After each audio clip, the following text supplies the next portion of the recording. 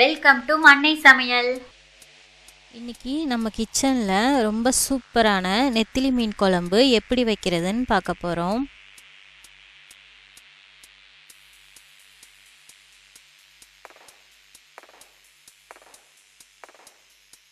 இப்போ ஒரு lemon size புளி எடுத்து அதை நம்ம தண்ணியில் நல்லா கரைச்சி எடுத்துக்கலாம். நல்லா வடிகட்டி அந்த புளி தண்ணியை நல்லா வடிகட்டி எடுத்துக்கலாம். அதில் 2 பழுத்த தக்காளி, 1 ஸ்பூன் மஞ்சத்தூள், 2லேருந்து 2.5 ஸ்பூன் குழம்புத்தூள் சேர்த்து இதை நம்ம நல்லா கரைச்சி எடுத்துக்க போகிறோம்.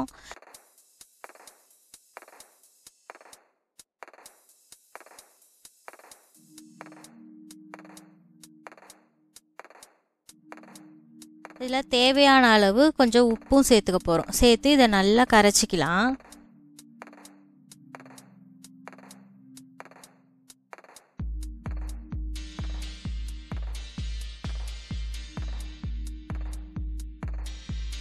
இப்போ ஒரு கடாயில் அதில் தேவையான அளவு எண்ணெய் சேர்த்து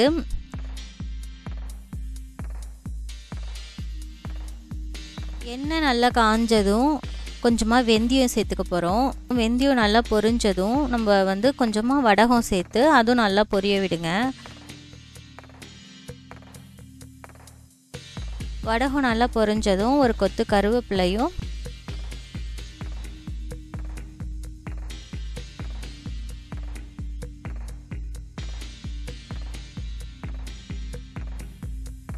நாலுலேருந்து 5 பச்சை மிளகாய் சேர்த்து இதை நல்லா வதக்கிக்கலாம். இது நல்லா வதங்கினதுக்கப்புறம் ஒரு 10லேருந்து 15 பல் பூண்டு சேர்த்துக்கலாம். பூண்டு நமக்கு தேவைன்னா சேர்த்துக்கலாம், இல்லைனா விட்டுடுங்க. பூண்டு போட்டால் நல்லாயிருக்கும் மீன் குழம்பு.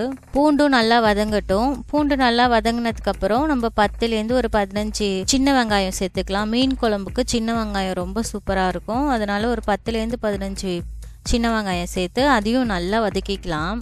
நம்ம ஆல்ரெடி அந்த புளி தண்ணியில் நம்ம 2 தக்காளி போட்டு கரைச்சிட்டோம். இப்போ இதில் ஒரு தக்காளியை நல்லா சின்ன சின்னதாக கட் பண்ணி இதில் சேர்த்து நல்லா வதக்கிக்க போகிறோம். இது எந்த அளவுக்கு வதங்குதோ அந்த அளவுக்கு நல்லாயிருக்கும் மீன் குழம்பு. நீங்கள் இதை நல்லா சிம்மில் வச்சு இதை வதக்கிக்கோங்க.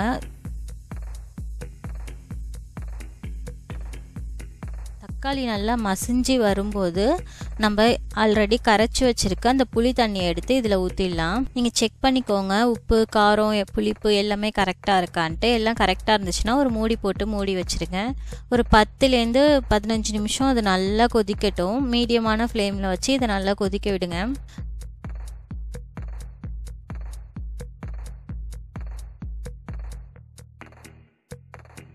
நல்ல எண்ணெய் பிரிஞ்சு மேலே வரும். அந்த டைமில் ஒரு 1/2 டீஸ்பூன் சோம்பு பவுடர் போட்டுக்கோங்க. அப்புறம் நீங்கள் தேங்காவாக சேர்த்தாலும் சேர்த்துக்கலாம். நான் இங்கே தேங்காய் பால் தான் சேர்த்துக்கிறேன். தேங்காய் பால் ஊற்றுனீங்கன்னா மீன் குழம்பு நல்லாயிருக்கும். அதனால் கொஞ்சமாக தேங்காய் பால் எடுத்து அதை நான் சேர்த்துருக்கேன். இப்போ இதை நல்லா கொதித்ததும்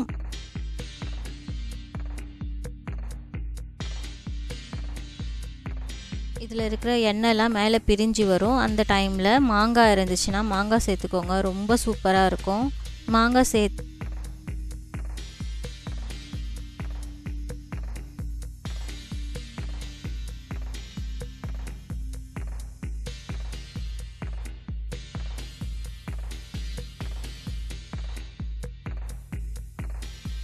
கழுவி வச்சுருக்கிற மீனை இந்த டைமில் சேர்த்து ஒரு 5 நிமிஷம் நம்ம லோ ஃப்ளேமில் வச்சு மூடி போட்டுடுங்க.